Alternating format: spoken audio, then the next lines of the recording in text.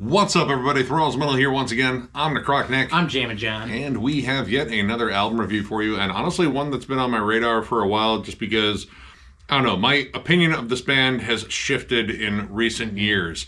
We're going to go over the latest offering from Fit for an Autopsy, The Nothing That Is. This also comes out on the 25th of October, just like everything else. Right. This comes out on Nuclear Blast Records. This band formed in New Jersey in 2008. This is their 7th full-length overall. I reviewed their last one, Oh What the Future Holds. I thought it was pretty solid. You know, definitely a band growing into a different sound over the years. I've known about them since their debut album, which I can't remember the name of it. I didn't write it down. It wasn't really that memorable, to be honest. At that point, I feel like they were, just kind of, another deathcore band. But here in recent years, this band has started to change their sound, started to kind of like mold their own identity within deathcore, even to a point where I would say kind of escapes deathcore a bit. And when the song Far From Heaven dropped, it seemed like it really blew up. Mm-hmm. And I am not like the biggest deathcore fan, though there are some bands within that genre that I really do like.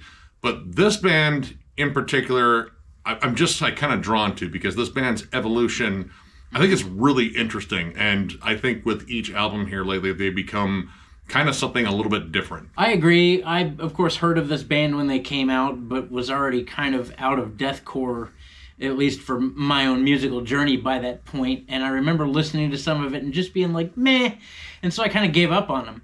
And then in 2019, when A Sea of Tragic Beasts came out, one of my coworkers showed that record to me, and I thought it was absolutely magnificent. That made my year-end list in 2019. I think I gave it 5 stars, which I still agree. I still think that record is awesome.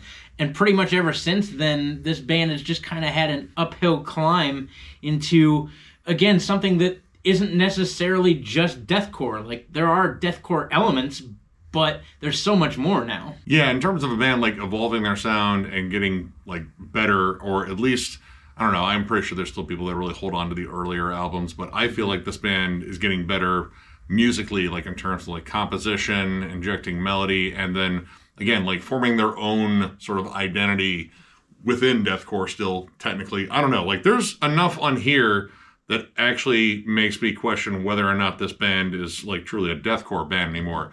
Granted, loads of syncopated breakdowns and heavy grooves, blast beats, big nasty vocals. Joe's vocals on here are absolutely awesome to a point. I'll get to that. It has like all the hallmarks of like, I think what people look for in deathcore. Like this is just some absolutely like, fist swinging, mosh pit inducing, just, menacing heaviness. But again, there's more to it. And the thing that really showed up on here that is definitely, being injected more and more with each release, especially from Sea of Tragic Beasts on, is melody. Well, there's melody actually throughout this album. It does come in smaller pockets as you get further on in the record. Songs like Hostage, the opening track, has a bunch of melody intertwined into these big, nasty, savage riffs. And the same can be said for Savior of None, Ashes of All, which also has a bunch in it. And again, it's not like an overwhelming amount of melody, but they're toying around with things like ambient melody or even dissonant melody and some pretty actually tasty lead work as well. Savior of None, Ashes of All, honestly, it's almost more of a melodic death metal song. Mm-hmm. Like as it kicks in, like you are just greeted right to the face with like at the gate style riffs. It's fast paced. Even when it gets down to like its groovier moments, like it's kind of that straightforward double time groove that you hear in a lot of melodic death metal. It's got a really nasty pre-chorus build up, and there's still like an absolutely savage breakdown in it. But I like the fact that this album kind of branched out a little bit more. Like the last album, they definitely took some chances on the songs, but I feel like there were some songs they kind of just, went into their comfort zone, at least from the album before it.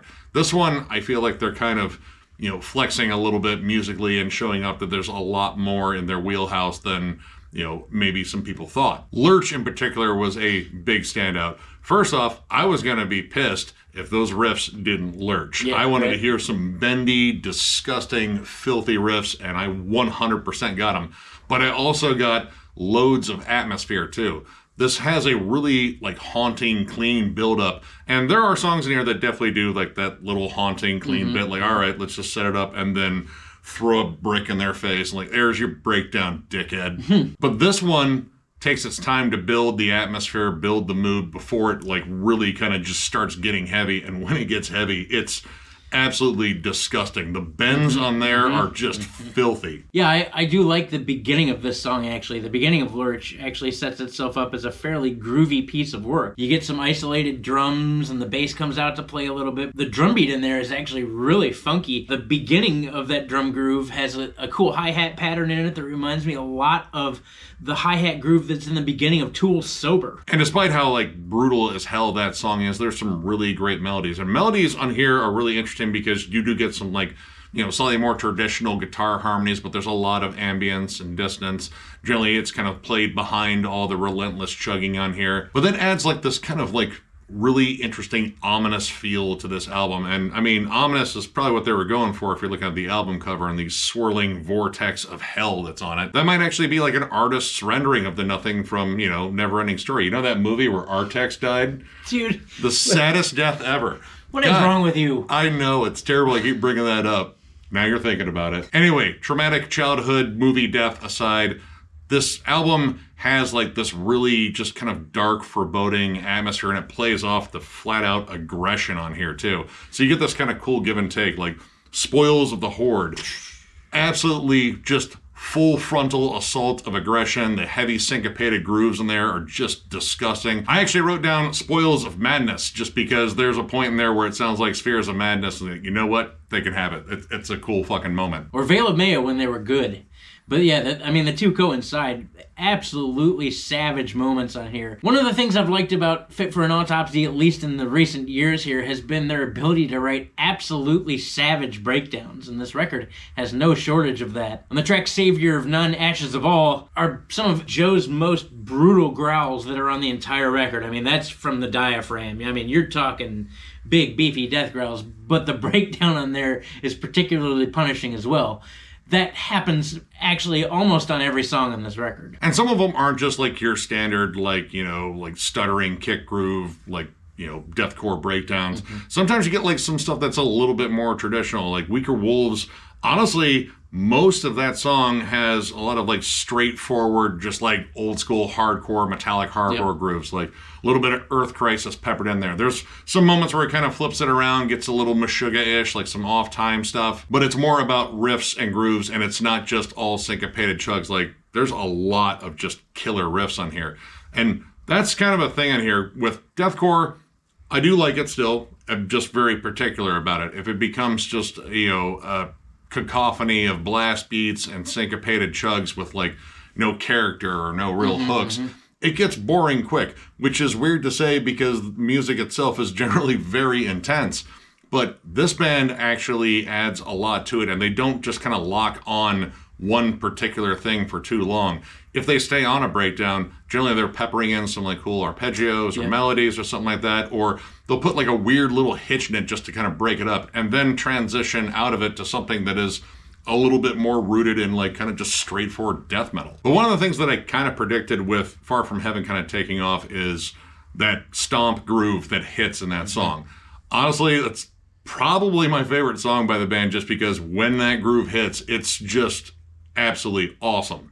And they kind of repeat that trope on here quite a bit, but effectively. They break it up. They're not just like trying to do like every song has to have that moment because, I mean, yeah, it's a huge moment. But it repeats enough to become like kind of these like fun hooks where you're just like, yeah, that's like the absolutely nastiest headbanging moment on this song. I will oblige. Yeah, Weaker Wolves was the only track on the record that I thought predominantly captured a stomping vibe. Like, there's stomping riffs all throughout there. Most of the time, though, they're actually just like peppered in little random places.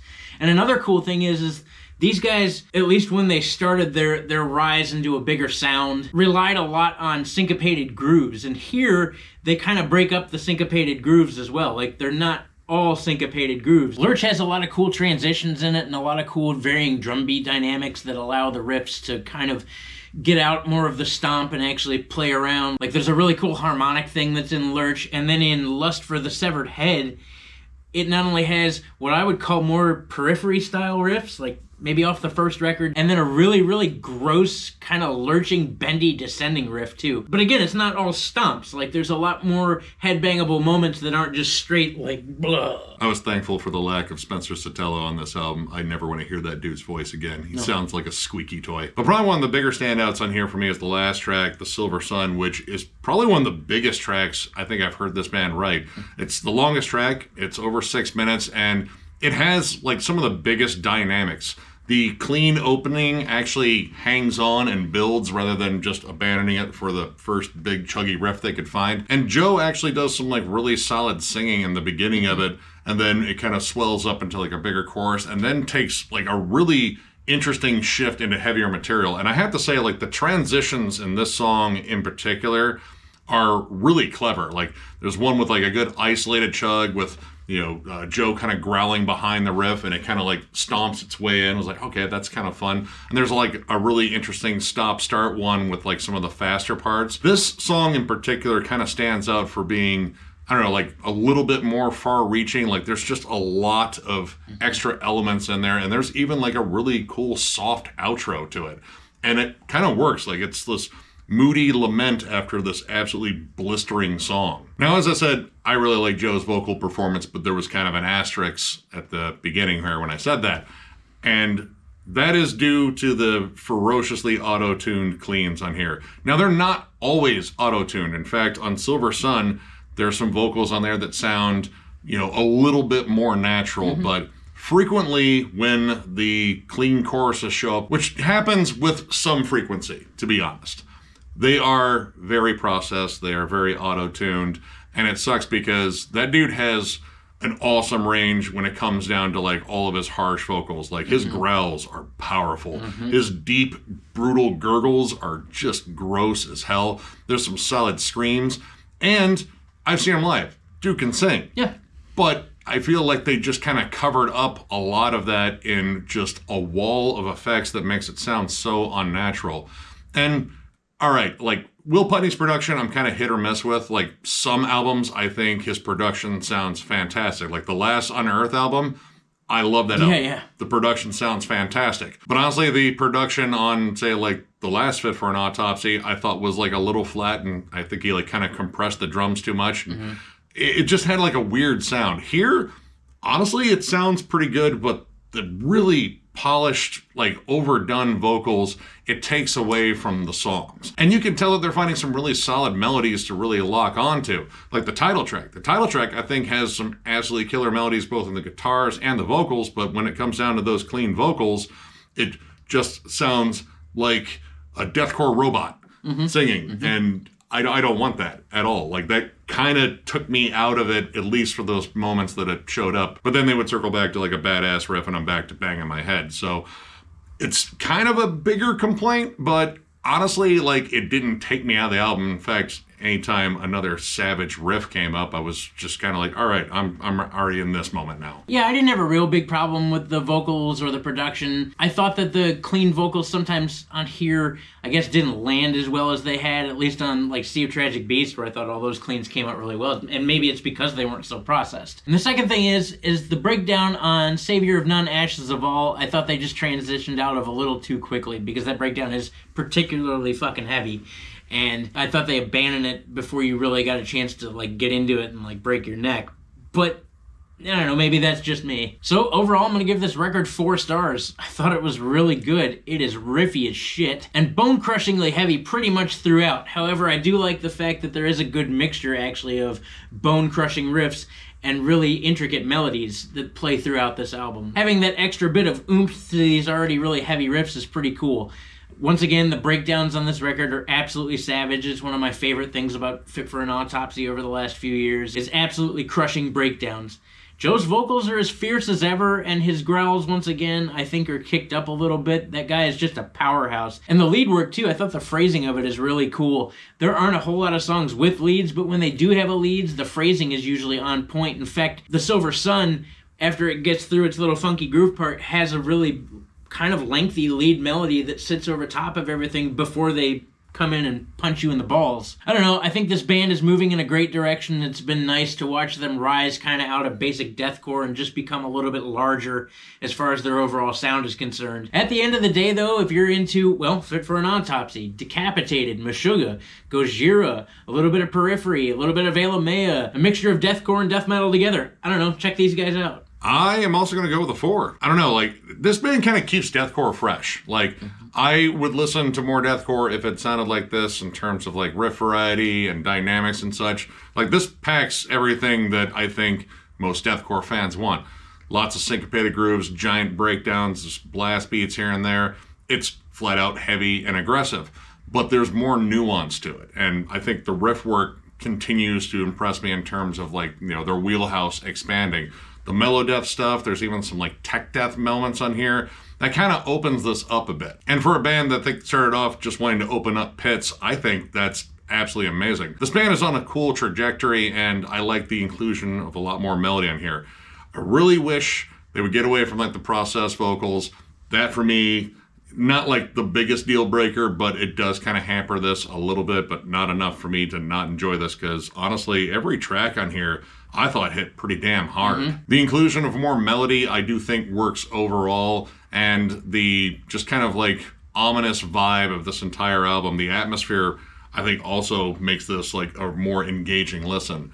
Yeah, if you're a big fan of, I mean, you know, Decapitated, Meshuggah, I, again, would say, like, Gojira, particularly, like, some earlier Gojira. After listening to Far From Heaven, like, 900 times, I'm, like, 100% sure this band is a fan of Gojira. If they're not, I'll be really fucking surprised. And I would say, again, like, deathcore that borders more on death metal.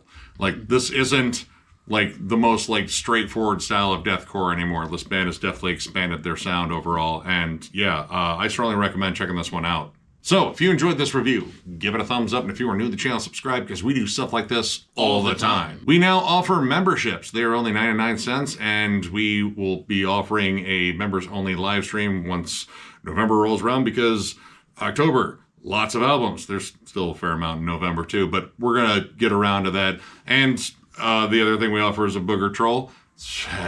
Yeah, that sounds stupid. Where else are you guys gonna get a booger troll? And for 99 cents, you're telling me there's just booger trolls out there floating around, oh, willy-nilly? There's not. We're the only ones with a booger troll, you guys. Yeah, but would you pay for one if you found it? But anyway, that's what we have. But yeah, like, that's kind of our mascot, one of our emojis, and we're gonna add more stupid stuff. We will. Oh yeah, that's almost absolutely guaranteed. Yep.